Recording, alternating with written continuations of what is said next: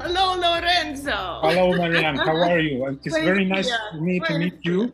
Uh, and thank you very much for accepting this invitation. Absolutely. I've been working with my friends from the Nacional de la Industria Editorial Mexicana for a long time. I have the pleasure of knowing most of them, and they don't give me books for free, but I still like them. So thank you very much for being part of this effort of the Cámara of the Chamber to promote something that for us is very important, is lecture reading in Mexico has been a problem Yes. from long ago. Yes. So everyone is trying to promote reading as a way for people to be better people, Yes. live better, Yes.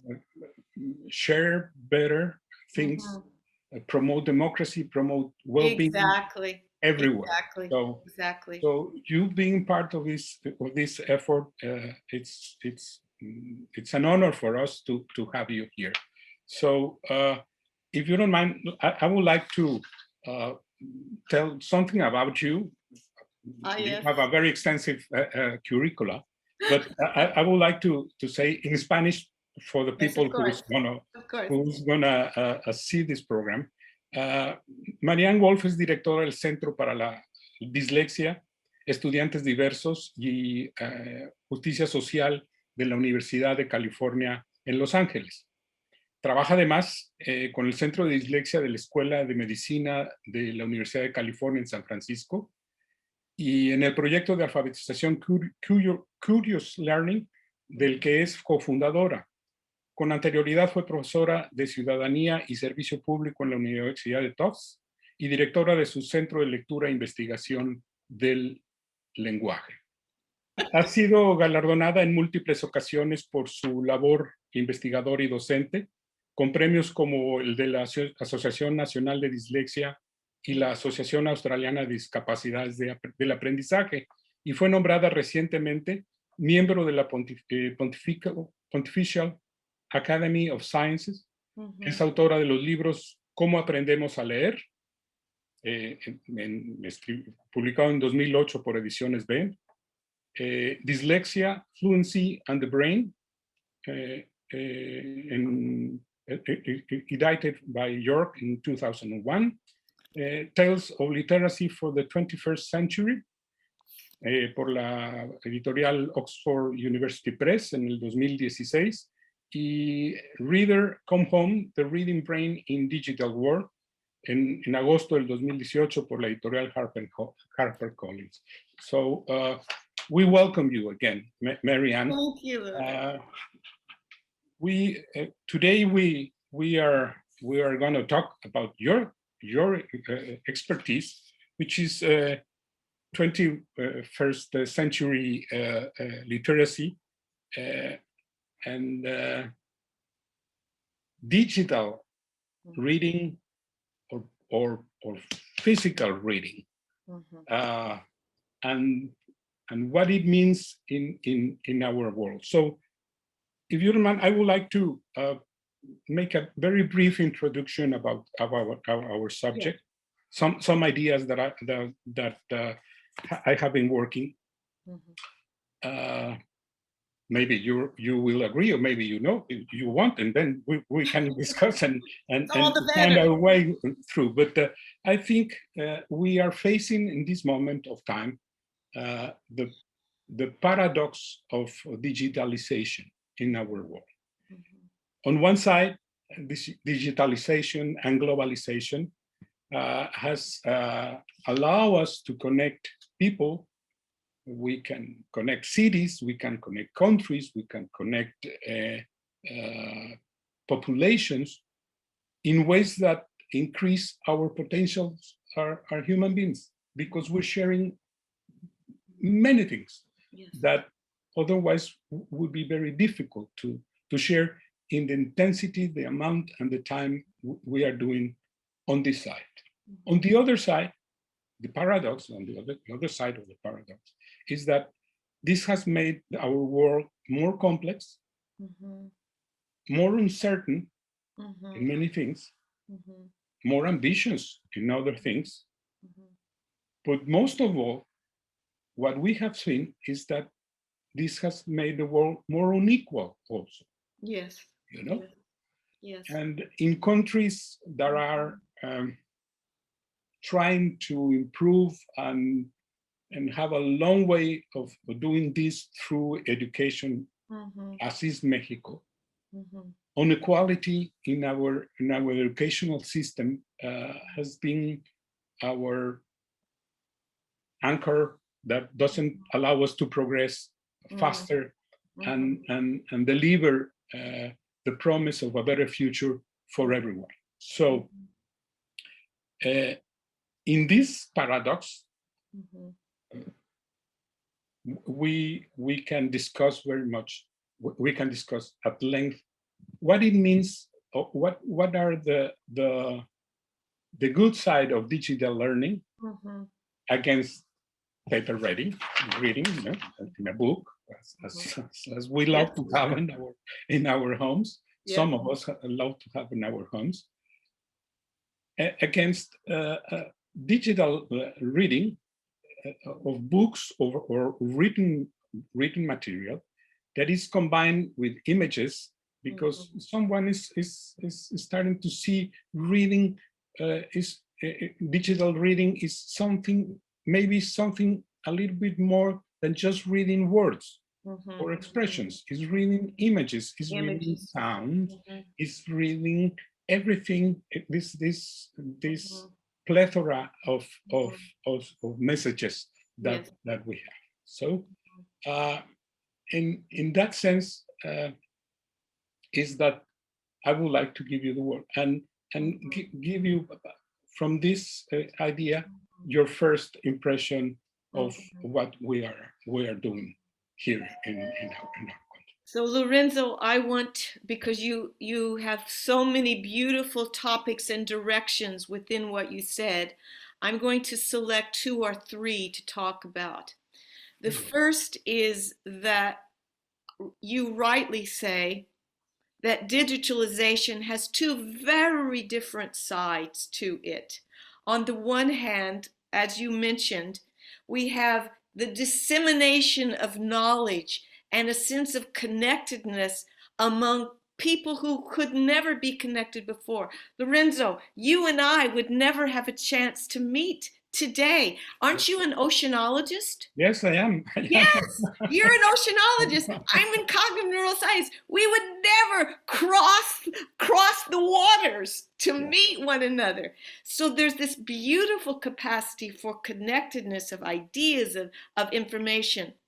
At the same time, and I'm going to speak from a cognitive viewpoint, there is the threat, the absolute threat, that with all of this information, paradoxically, people are not becoming connected as widely as they should be, but in fact, they are going, paradoxically, because they are bombarded with all this information and possibility, they're going to smaller silos, if you will, than the globe's possibilities. They're going to silos that are familiar to them. Now, the problem with the familiar silo is that the very heart of reading, which is critical analysis and empathy, are short-circuited. You go to this one source of information and you think it's familiar, so you believe it. It has what we call the confirmatory bias problem.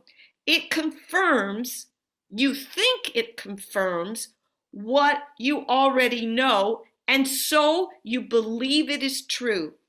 It is one of the most effective tools of demagoguery in the world, of demagogues, because they can use their platform, their silo, and say anything. Falsehood, fake news, false hopes, false fears. I look at January 6th, this terrible day in the United States in which a group of people, in my perspective, were so rooted in their silo that they believed the election was stolen. So they could not use, they were smart people. It's not about intelligence. It's about what happens when in a digital culture, our media cause divisiveness rather than connectedness.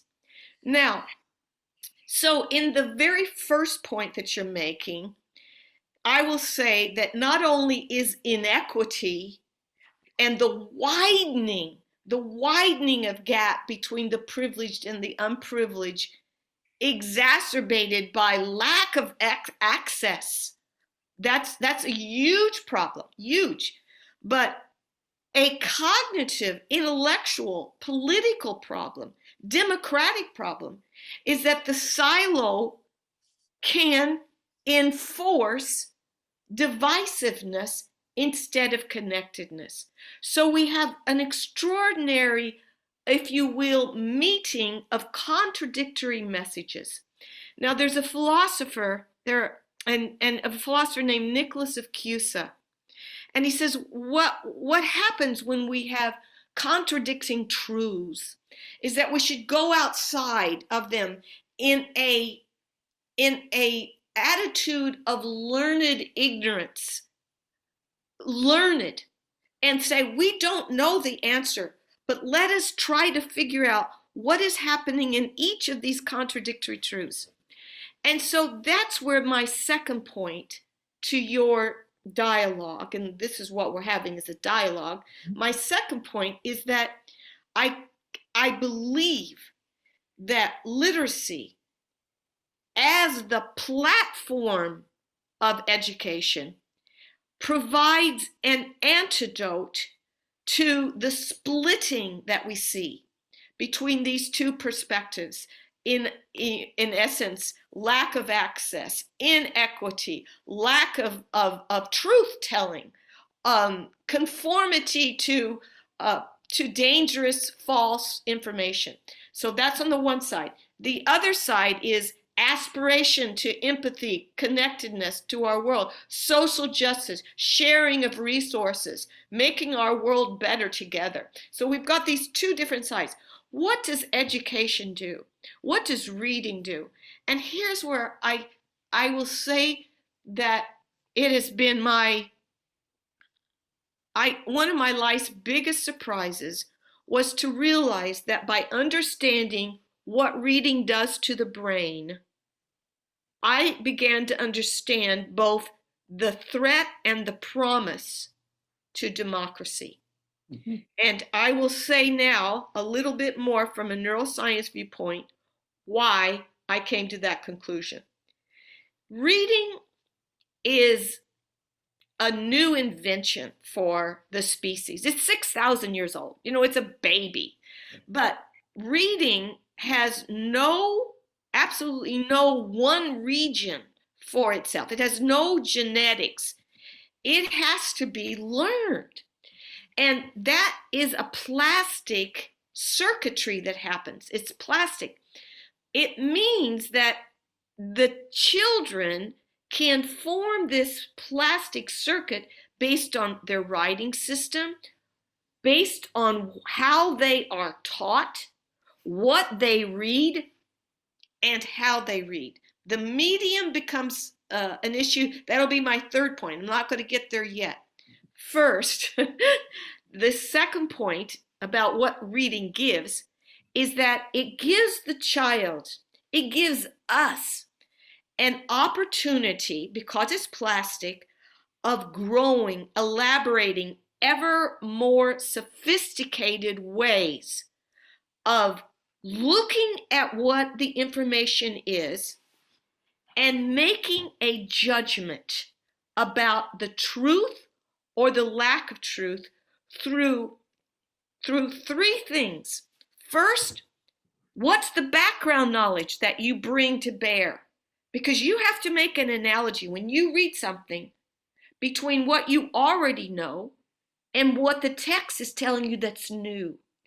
And if you don't have any background knowledge, which is all part of education, all education is giving background knowledge like this. Alberto Manguel always says that what reading does is it moves in geometric progression, so the reader adds and reads anew every time because of what they'd already read. That's education, that's learning. But what happens is, as we learn to read better and better, we learn three things that are essential. We learn to connect our background knowledge and increase it. We learn to leave ourselves. Now, this is so important because people don't realize empathy and compassion are part of the fertile products of true literacy, because it allows you, especially fiction, but it allows you to leave yourself behind and take on the thoughts and feelings of someone else, someone you would never know. I don't know, Lorenzo, I don't know a single oceanologist. That's terrible. You're so needed for the future. But back to the point.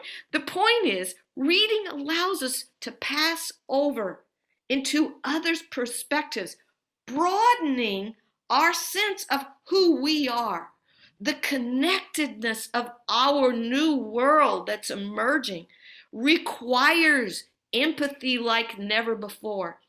But you see, when you study it from a neuroscience viewpoint, some of my colleagues in Germany find that when you study the empathy, the brain's regions for theory of mind, as well as theory of feelings and compassion for others, that's all growing. Machiavelli was no dummy.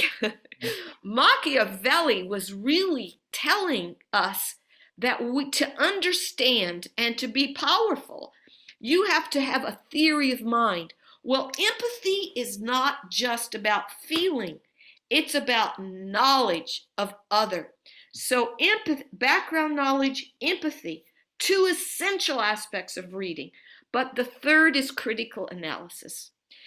Critical analysis takes us to an inference of whether or not what we're reading has a fuller story underlying it, whether or not it is true. Your frontal lobes, when you're in critical analysis mode, are almost like dancing.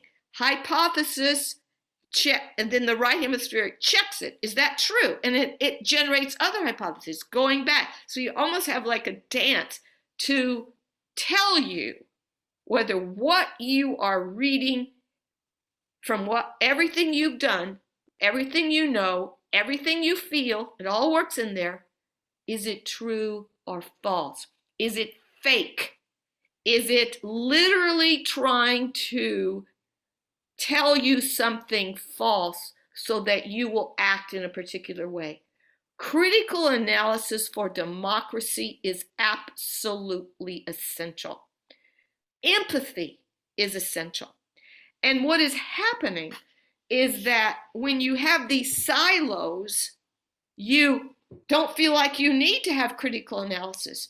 It's confirming what you already think, so you are literally giving less time to critical analysis. Now, reading itself goes even beyond empathy and critical analysis to what you and I, as both scientists and lovers of literature, do next, and that is we have time to reflect on the beauty of the language. We have time to reflect on insights below the surface. We have time, in the words of Proust, to go beyond the wisdom of the author to discover our own. Now, all of that is like the ideal reading, the ideal formation of reading. That's what should be at the root of our educational system. To the degree that we are just teaching information And especially during COVID, you know, I say that most people were using digital technology to get information out. Information is not knowledge. And here is where we really, as educators, in whatever fields we are in, have to take seriously, we are the stewards of true critical analysis, empathy, and insight. Because that plastic reading circuit can just stick at a very basic level. That's what happens to many kids. They just get the information and they're learning, but they're not learning to think. They're not learning to think about it. So the educational system, and I think of Paulo Freire, and he, you know, years and years ago told us about how important literacy is. I wish I could have a conversation with him to say, you were more right than you knew, because the brain changes, the brain elaborates. Now, I won't get to the third point, which is the difference between digital reading and print reading, because I've talked too much, but you'll ask me anyway, I know. That was I mean, what you have said is the core foundation of education. I mean, language is innate to human race. It's innate. Our language. We speak different languages depending on where you live. The words are the essence of our lives. We express with words. Yes. With our eyes, with our mouth, with our body. We have body language, we have a face language, we have language we are language. Humans are language. Exactly. So, and reading is very important. You have to read language. You read the expression of a person. You're you don't only listen of what he or she is saying. You're reading her or his body posture, his expression. So we read all the time. We sometimes without even think about it. Right. Absolutely. So just to say how much I agree with what you just said. The thing is that in this time, in the moment humanity is living right now, our educational system is going into a deep crisis because of what happened. Let me just give you a small number, not a small number, just a simple data that will tell us the size of the impact of COVID in our lives. Yes. In August, September of last year, 1.5 billion American billion children and youth people were out of school. 1.5. I mean, there are 7 billion people living in the world. I mean, that is a global crisis at the same time, and the very, very same time. So, and our educational systems were not ready for this. We were not prepared for this. And our response depended on the resources, the amount of resources, and the either personal or monetary or whatever. The response of the countries were very unequal. Yes, very different. Like Fernando Reimers, a friend of mine, says, unequal schools gave unequal chances. Exactly. And that is a disaster, because to get through this crisis, global crisis, we need capable people to get up and do things again in a different way, and guarantee that everyone will advance forward at the same pace, or at least try to do that. And to do that, obviously, we need with this base of knowledge Mm-hmm. that comes from reading. So let me come back from the clouds I was going, outer space going, and go back, because our reference in Mexico, our reference are our schools. Yes. And among the things that I've done in my life, I was Undersecretary of Basic Education in Mexico for 6 years. Mm. So my STAR program that was not followed, but what I started was to put a small library in every classroom. Exactly. A very small library. Absolutely. 20, 30, Absolutely. 20, Absolutely. 30 books, small. Absolutely. Because I believe that if the children have the opportunity to read Yes. in school, Yes. it will come also Into the home. into their home, into their lives. I mean, Exactly. Exactly. but I also saw that effort is not done. It's not done one time, and you shouldn't expect to go on just because it is there. Right. It needs someone to foster Absolutely. the process. So in these trying times, what is your opinion? Is it better? Is it going to be better reading in digital formats, or is it better to to keep the physical book where children should read, or should we be mixing both things? Because our children, our kids that are at school are the touch generation. They Yes. everything Absolutely. is they do everything with their fingertips. That's right. Okay, That's right. so what does this mean for reading in the way you and I study and grow up and learn? Most of what we learn through reading. What will happen to that, Marianne? So on the one hand, It's a terrible question. it's a huge question, but I actually wrote a book about this. This Reader Come Home was my set of letters to the world. The poet Emily Dickinson said that she had love letters. Her poems were love letters. Where I, as a neuroscientist who loves poetry, saw my letters in two ways. I wanted to express, from a cognitive neuroscience viewpoint, the threats I see in digital reading.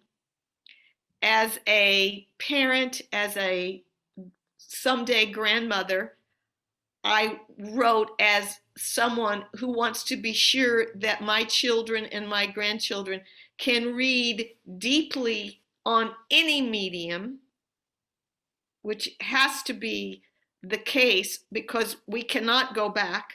There is no going back. Therefore, how do we go forward with the best of our knowledge? And the third reason I wrote it as letters was because I wanted a personal dialogue with my reader. That's what an author wants. The author wants to talk to the reader and have the reader think and talk back. So the letter was my way of saying, I don't have all of the truth. I have an existing body of knowledge that I use to give you my perspective. You use it like Thomas Aquinas. Iron sharpens iron.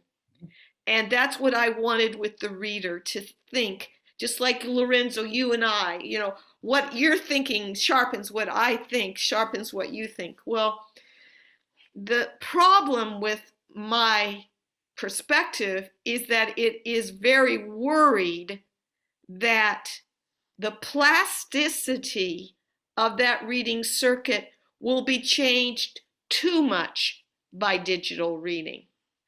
And I want to be sure that deep reading, those processes that we talked about earlier, will continue and deepen and expand in future generations.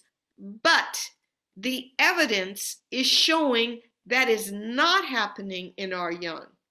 Now, I'm going to give you two kinds of evidence. One is imaging, one is behavioral data over almost 20 years about what comprehension is like for young adults when they read the same material on a screen or in print. So I'm going to give you two pieces of evidence. In imaging studies, we see in very young children, 3 and 4-year-olds, this is by pediatric neurologist John Hutton in Cincinnati and his group, we see that when you have the same story read by the parent or an adult, some caretaker, the regions of the brain that are involved in language are very activated for receptive and expressive language. So these language regions are really lighting up. If the children listen to the story like in a recording, it's active. But if they see it on a screen, they are not activating those regions as much. They are more passive. They are taking it in, they're enjoying it, but they aren't activating and therefore not developing in the same way the language regions. So what we have in that imaging work is recognition that certain language regions are better activated and developed when the child is being read to with a book, not seeing it on a screen. The screen teaches distraction. It teaches dispersal of attention in a way that makes them unable to concentrate at the same level. So that's the young kids' evidence from imaging. Older kids have imaging in which those children who were reading more fiction in books actually had white matter connections that were denser, thicker than those who were spending all their time on screens. So that's one piece of evidence from imaging. An even more convincing study for me was a group from Europe called the E-Read Network. This study is done by Salmeron and Delgado in Barcelona. They took 17 years of data with subjects. Now, Lorenzo, you know, 171,000 subjects. This is a big database. Big database. And so they analyzed all those studies that just had the kids or the young adults read. And then they asked them comprehension questions. The ones who read it in a book, the print, were better in comprehension than reading it on the screen. Now, there's two little caveats that you would probably think, well, okay, but that's over 2000 to 2017. What about just those students who were the real digital natives at the end? 2014, 15, 16, 17. What about just studying that group?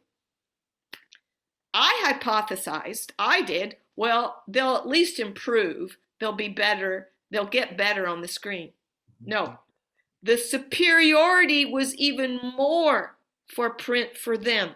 So then my colleague Rakefet Ackerman from Israel did a more qualitative study and said, well, to those subjects, which did you think you were doing better? And they said, oh, absolutely the screen.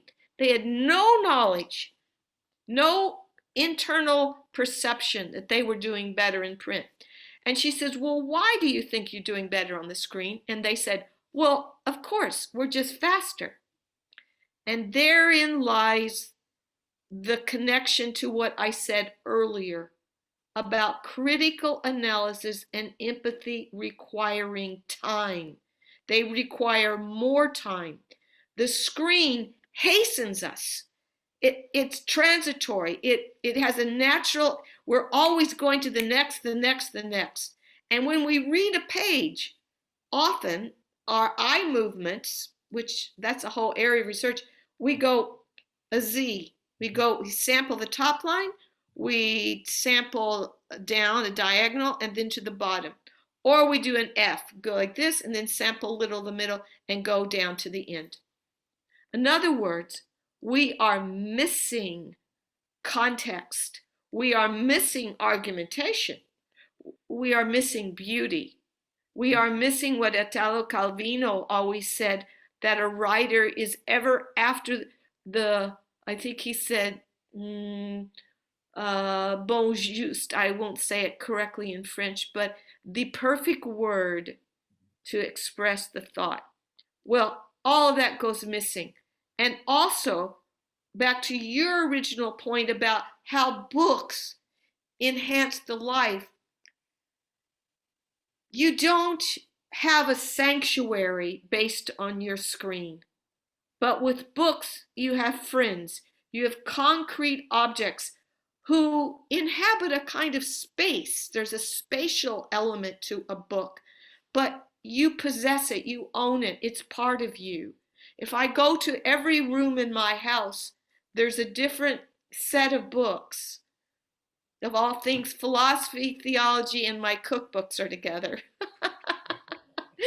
Whereas all of my literature is there and all of my psychology, neuroscience, and education is upstairs.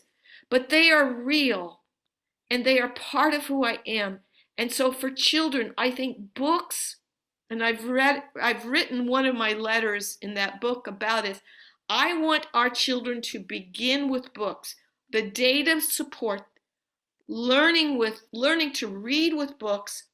At the same time, what I call the biliterate brain, they're learning coding and programming and doing all this beautiful learning of imaging and imagery and cognitive processes necessary for programming. These are really important, but they're learning it in a parallel. So it's like a Vygotsky. Here's written language in print. Here's all our programming and coding in digital. And then when I'm assured that they really understand and teachers are really given deep reading, then we have teachers who are able to teach deep reading across mediums, because we must be able to have the reader know they should ask, what is the purpose? What is the medium better? I'm never going to do my email printed out, I assure you. But if I have a contract or a poem Yes. or a book that I love, I want to hold it. Yes. And so the purpose has to be a piece of the future equation. And for me, from my best, this is, I said, it's a letter because I don't have the truth. I have information that I'm hoping will become knowledge, which I'm hoping will become wisdom. But that's a biliterate brain, not one that has nothing but screen. That I agree. I never heard as good an explanation of the paradox of physical book and digital book, because we are talking about books right now. Okay, Right. And right. and I agree. We all know that when a person sits with a child in his lap and reads Yes. a story, Yes, he's not only reading words, that's right. he's hugging Yes. the kid with words Yes. and a story, Yes. feelings, Yes. a moment, and a communion between Absolutely. mother or father or uncle or grandpa or grandma Yes. with a child. That can never be substituted. No. No. No, it doesn't matter how good the tablet or Yes. the computer. It will never substitute. You can't hug a computer. And the computer can hug you. No. Which is the biggest difference. So, so would you say that there are things that we can read digitally, and we can? It's important because we have access to different kind of information Absolutely. presented in different forms, Right. And that uh, supplements and expands. It's and good. connected with images, sounds, and other processes that Yeah. will help us get in-depth knowledge of Yes. something. Yes. The baseline is, or the foundation is, there is no substitute for reading in a way that you control with your eyes and with your hands. Yes. Right. And you do not control the screen. No. People think they do. And here's the oddest thing. People don't realize that they don't have control at so many different levels, whether we're talking about social media or whether we're talking about books on screen. If they don't know something, if their comprehension is slightly, they're unsure, in a book, you just go back. In a screen, you can go back, but you don't, because you are constantly moving forward, and that's almost, it's by nature, as we want to finish, we get to the next and the next. It's very different comprehension monitoring that is in a book versus a screen. So I'll receive a very courteous message that we should be closing now. I know. But I think you close this intervention very beautifully. I mean, giving us the reason why books are the foundation of our well-being in many ways, in knowledge. Yes. Give us a new perspective of what could we, how can we go together. But the foundation is printed books, reading books in an environment when it's not just because of what you get of the information you get or the knowledge you will process about the book. Is the act of reading in a book where you control the process, the speed, the moment, Yes. the light, the Right. position, Yes. everything. I mean, Yeah. the body language. You sound like Proust now. You're giving the 21st version of Proust, Lorenzo. Well, I don't know what he would say in these times, but Oh, he would be very upset. I assure you, he'd be very upset. But I want to say one quick thing to your foundation and everyone. I'm working with different organizations that bring books to children. And there's one just called Bring Me a Book. It's in California for especially the underprivileged children. It's also in Hong Kong. And then there's a group called the Canadian Children's Literacy Foundation, which works with food banks to give books to children. And in both cases, what they're trying to do is give books that are developmentally appropriate and that will engage so that they can begin a whole new love of reading. And the people who have Bring Me a Book, the Rotary, I don't know if Rotary International might be interested in this, but Rotary is making little cubbies, little shelves for children who've never had a book in their life. And they give them the little shelf and they give them books every so often, and it's beginning a new life for them. And so the book has also friendship, the real kind, not the artificial kind on social media. Books can become friends. And I believe, I truly believe, because I've been there and yes, we did that the best investment a government can do, textbooks where you learn math and geography, and they are very important, necessary. Yeah. But if you can complement your textbooks with a set of 5 or 6 books that you would read for pleasure. Exactly. Exactly. You will end up throwing away the textbooks, but you will end up keeping your reading books. Right. And by the time you're 64, you Yes. have a modest, It's a good age. It's a good age. a modest personal library that you enjoy Yeah. every day of your life. Right. We're out of time. I know, Lorenzo, But but what I a pleasure. enjoy enormously this conversation. Thank you very much. I'm sure everyone that will see you is gonna enjoy as much as I did. And thank you very much for this opportunity and food for thought and and uh, and a little push for action. Oh, absolutely. And My theologian teacher always said, contemplation is important, but contemplation in action is what will change our species. And so I give that to you. I hope for your reflection, but I hope it will turn to action yes, for our young.